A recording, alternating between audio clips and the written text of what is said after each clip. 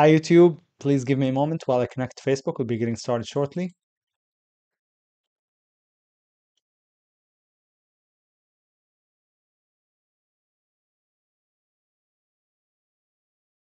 Waiting, and I think we should be live on Facebook now. Hi everybody.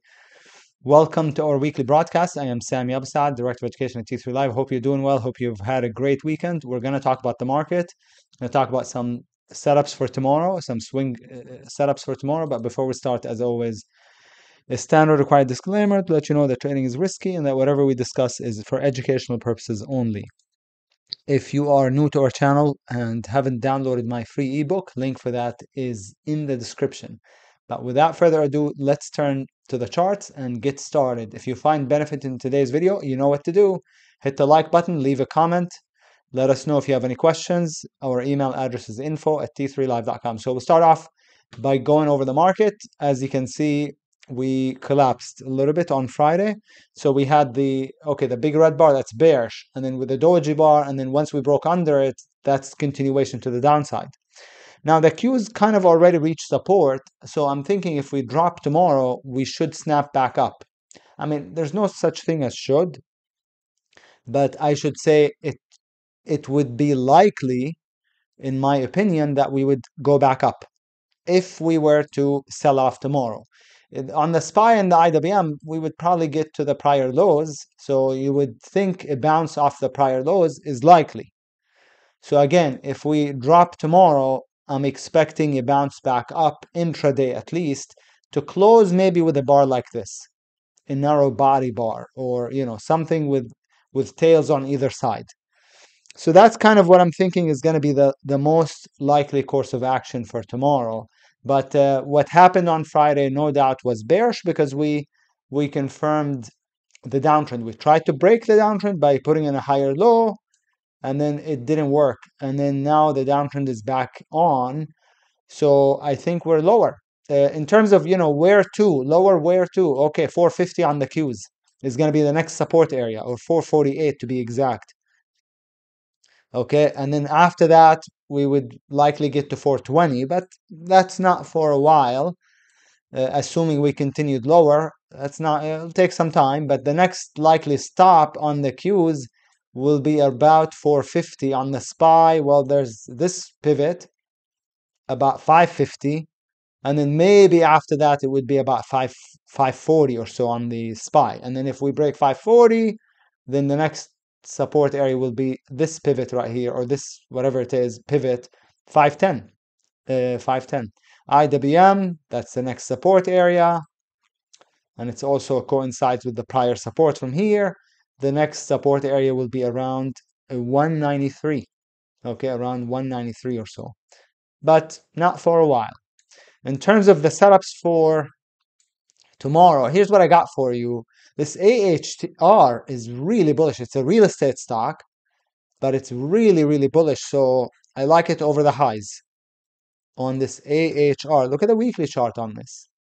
Really bullish. It does need to take out that topping tail here. So it needs to take out about 31.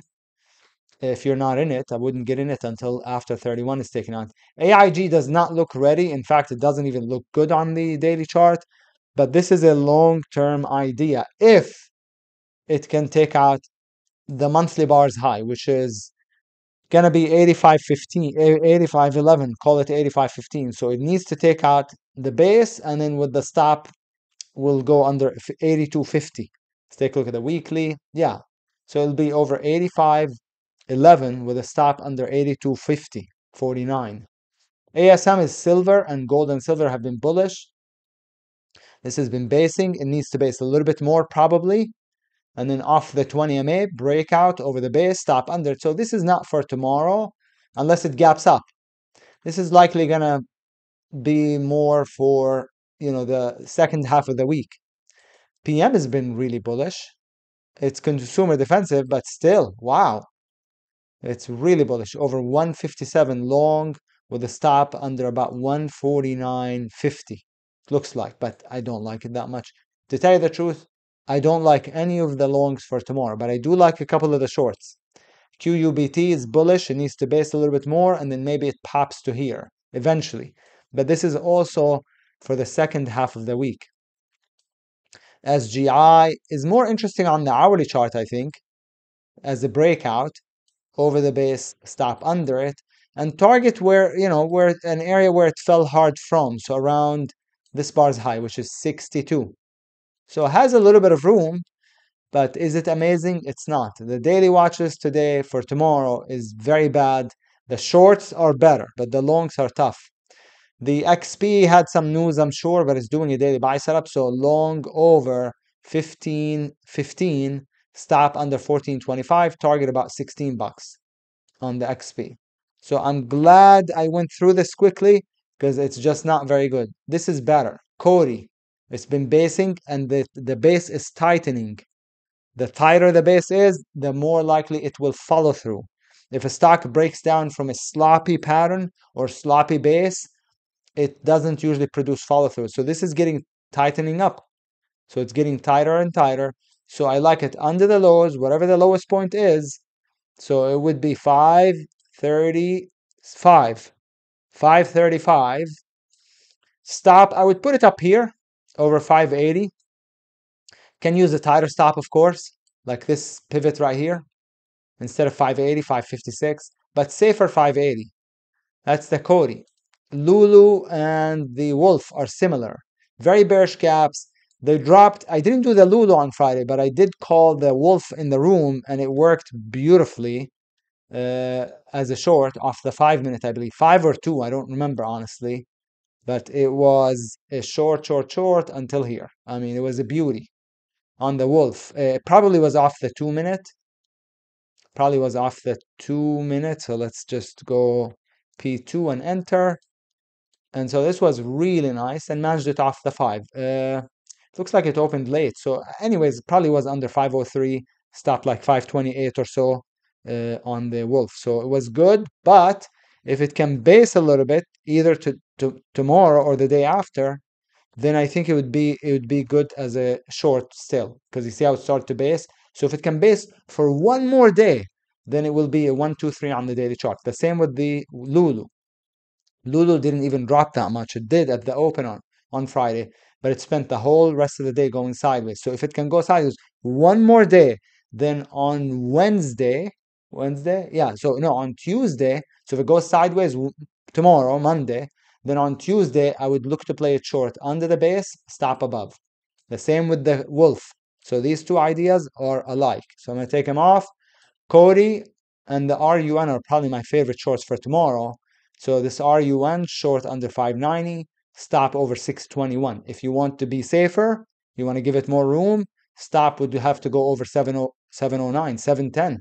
So it's either a tight stop or a really big stop. There's no in between on the RUN. So that's the thing about it. Either a very tight stop or a big stop. SMCI is bearish. Looks lower for sure to here. So to this bar's low, which is 26 bucks. Short under 33.80, stop over 36.70, 80. Target about here.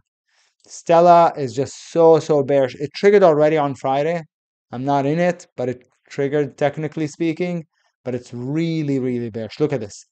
A small base under a big base. That's very bearish. So it broke down and then based and then break down. So I like it.